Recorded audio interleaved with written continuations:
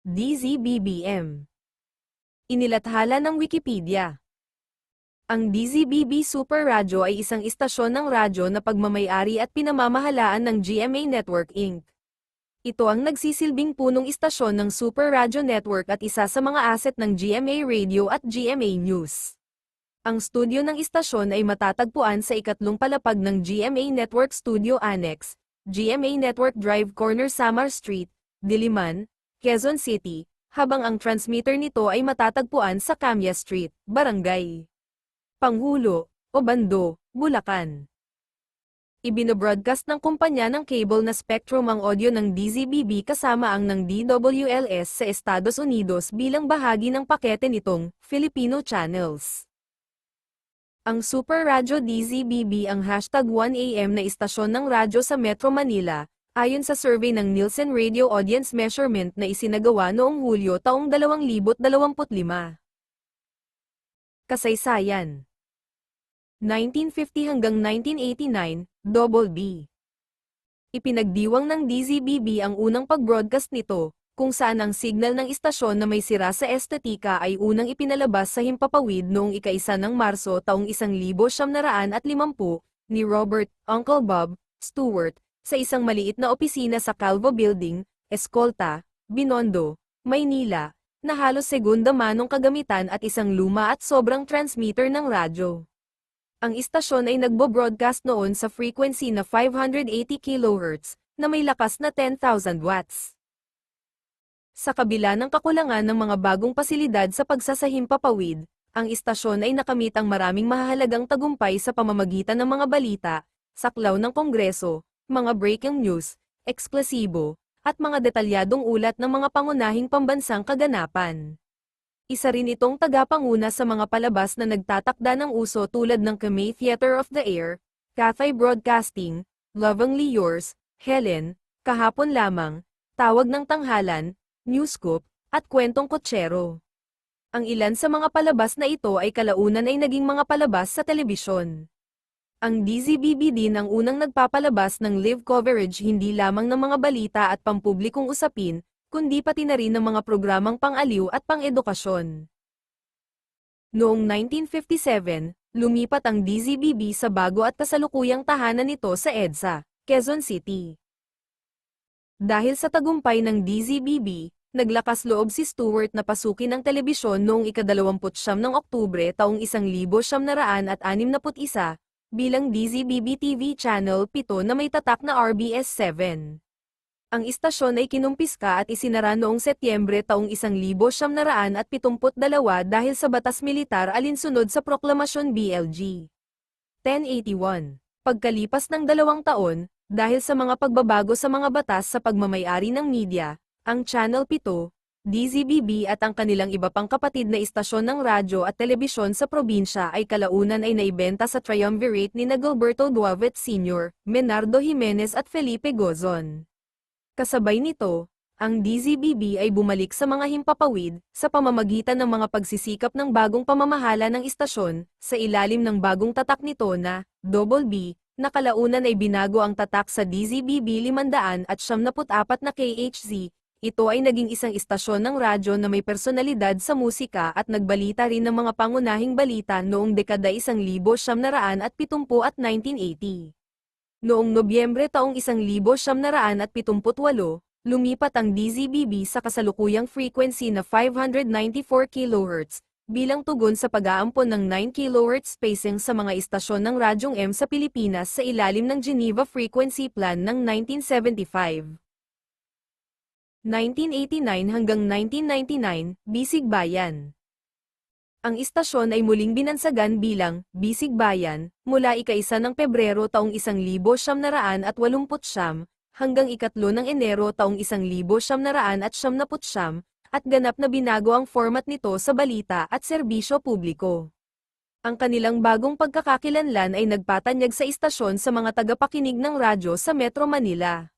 Sina Rafael Paeng, Yabet, Bobby Guanzen, Lito Villarosa, Rene Jose, Ray Pacheco, Raul Berchudazo, Jimmy Hill, Arman Roque, Rose, Manang Rose, Flores, German Moreno, Inday Badiday, Helen Vela, Augusto Victa, Manolo Favis, Henry Jones Raguez at Paul Cagiat ang mga personalidad ng mga taong bisig bayan. Noong ika-1 ng Enero taong 1970, muling binago ang format ng DZBB at ginawa itong 24 na oras na serbisyo ng pagsasahimpapawid, 24 na oras, upang makasabay sa bilis ng paghahatid ng balita sa mga tagapakinig nito, at kasunod nito ay inilabas ang Kape at Balita, isang palabas na pang-umagang balita, komentaryo, talk show na pinangunahan ni Bobby Guanzen at noon ay reporter ng GMA News na si Jessica Soho noong 1991, na lumawak sa telebisyon ng parehong taon. Noong 1992, ang transmitter nito sa Obando, Bulacan ay in-upgrade mula 10 kilowatts patungong 20 kilowatts. Noong Enero taong 1975, si Mike Enriquez, ang nooy pangalawang pangulo para sa FM radio operations ng Radio Mindanao Network, ay lumipat sa GMA Network bilang anchor at station manager ng DZBB at naging isa siya sa mga kilalang anchor na naglingkod sa istasyon sa loob ng 27 taon hanggang sa kanyang medical leave noong 2022. Namatay si Enriquez noong ika-29 ng Agosto taong 2023. 1999 na kasalukuyan, Super Radyo. Noong ika-4 ng Enero taong 1999, muling binago ang pangalan ng istasyon bilang Super Radyo DZBB 574. Karamihan sa kanilang mga programa ay nakatuon sa mga balita at kasalukuyang kaganapan, at patuloy pa rin itong nagpapalabas ng mga programa ng GMA tulad ng 24 na oras at saksi. Sa panahong ito, ang transmitter ng istasyon ay in-upgrade ng 50 kilowatts na makabagong signal upang palakasin ang signal.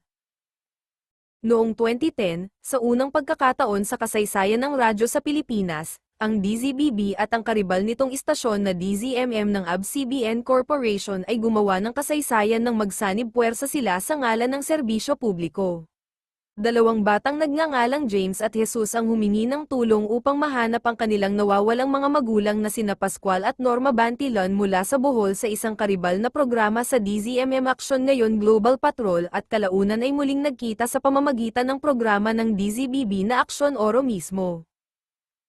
Noong ika-28 ng Pebrero taong 2011, sinimulan ng DZBB ang simulcast nito sa telebisyon sa paglulunsad ng Double B sa News TV Block, kasabay ng paglulunsad ng GMA News TV. Orihinal na kasama sa block ang mga nangungunang programa ng istasyon ng radyo tulad ng Saksi sa Double B at Super Balita sa umaga nationwide. Tinapos nito ang simulcast nito noong ika-7 ng Setyembre taong 2012. Noong 2014, napanatili ng DZBB ang sunod-sunod na panalo nito sa Mega Manila habang patuloy nitong nangunguna sa mga rating ng mga kalabang istasyon, ayon sa datos mula sa Nielsen Media Research. Nakuha ng DZBB ang pangunguna sa Mega Manila noong Hunyo taong 2014 at mula noon ay napanatili ang pamumuno sa lugar, na inulit nito noong 2017, 2019, at muli mula 2020 hanggang sa araw na ito. Noong ika-24 ng Abril taong 2017, opisyal na inilunsad ng DZBB ang bagong logo nito, ang kauna-unahang jingle nito para sa istasyon at ang bagong renovate nitong radio booth, pati na rin ang muling paglulunsad ng Double B TV, pagkatapos ng halos 5 taon ng pahinga sa telebisyon. Noong 2020, pansamantalang sinuspinde ng DZBB ang regular nitong mga programa, lalo na tuwing magdamag, kasabay ng pinahusay na community quarantine na ipinataw ng dating Pangulong Rodrigo Duterte dahil sa pandemya ng COVID-19, na pumalit sa mga ito ng mga update sa balita at koneksyon sa kapatid na istasyon na DWLS. Ang mga simulcast ng Barangay Love Stories ay naging patok kaya naman sa bandang huli ng taon ay tumugon ang DZBB sa paglulunsad ng Super Radyo Nobela, na napatunayang isang kamanghamanghang tagumpay, hindi lamang bilang pagbabalik ng mga scripted radio drama sa istasyon, kundi pati na rin bilang unang programa sa radyo drama na ipinalabas ng live sa Facebook. Noong ika-8 ng Pebrero taong 2021, ang mga studio ng DZBB, pati na rin ang mga programang sabay na ipinalabas sa Double B sa News TV, at ang kapatid nitong istasyon na DWLS, ay permanenteng lumipat sa bagong radio booth nito sa GMA Network Annex Building. Noong 2022, sina Tony Aquino at ang yumaong DJ na si Richard Enriquez, na dating nagtrabaho sa mga pangunahing istasyon ng radyo ng ABS-CBN na DZMM at Moro 101.9 hanggang 2020, at kalaunan sa Eagle FM 95.5, ay sumali sa DZBB sa paglulunsad ng mga bagong programa sa radyo, ang Suma sa Puso, isang pang-araw-araw na drama sa radyo sa hapon, at ang Golden Memories, isang programa sa musikang klasikal sa gabi. Kasunod ng pagkamatay ni DJ Richard noong 2023, ang Golden Memories ay napalitan ng replay ng Suma sa Puso at Forever Memories. Programming. Ang mga programa ng DZBB ay kadalasang balita, mga napapanahong issue, at pagsusuri ng balita na ginawa ng GMA Integrated News. Ang kanilang mga palabas sa radyo sa umaga ay kadalasang pinangungunahan ng mga news anchor at mga personalidad mula sa telebisyon. Ang istasyon ay mayroon ding dalawang uri ng mga balita, isang pangunahing bulletin na pinamagatang Super Balita na may mga edisyon ng bulletin na ipinalalabas tuwing 7 a.m. Pacific Standard Time, 11:30 a.m. Pacific Standard Time, 3:30 p.m. Pacific Standard Time at 10 p.m. Pacific Standard Time tuwing Lunes hanggang Biyernes, at ang Big Time Balita, ang pangunahing palabas ng balita sa gabi ng istasyon, na pinamumunuan ni Rene Santa Cruz, ay ipinalalabas bago ang sabay na pagpapalabas ng 24 na oras mula sa GMA Network.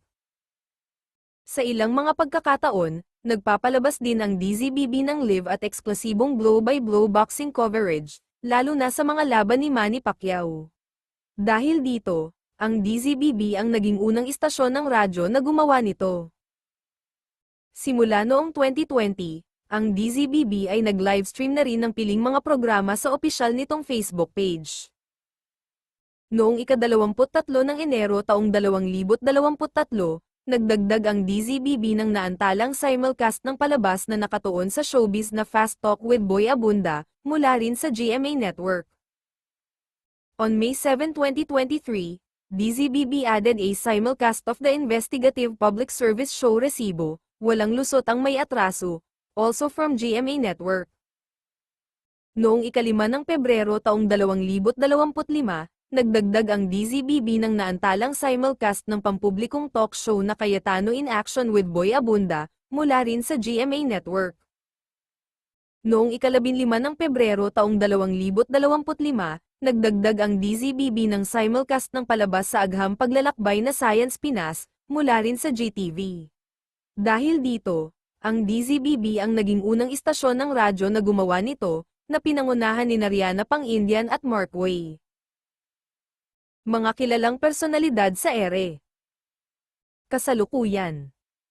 Arnold Clavio, Connie Season, Emil Samangol, Susan Enriquez, Mark Salazar, Kim Atienza, Batang Abunda, Alan Cayetano, Pia Cayetano, Renato Solidum, Dati, Mike Enriquez, Ali Soto, Chino Trinidad, Robert Tio Bob Stewart, Inday Badiday, Johnny Midnight, Aleman na Moreno, Jay Sanza, Helen Vela, Gina De Venecia, Bobby Guanzen, Jessica Soho, Eddie Ilarde, Manolo Favis, Joey De Leon, Julius Babaw, Bea Binene, Arnel Ignacio, Louie Beltran,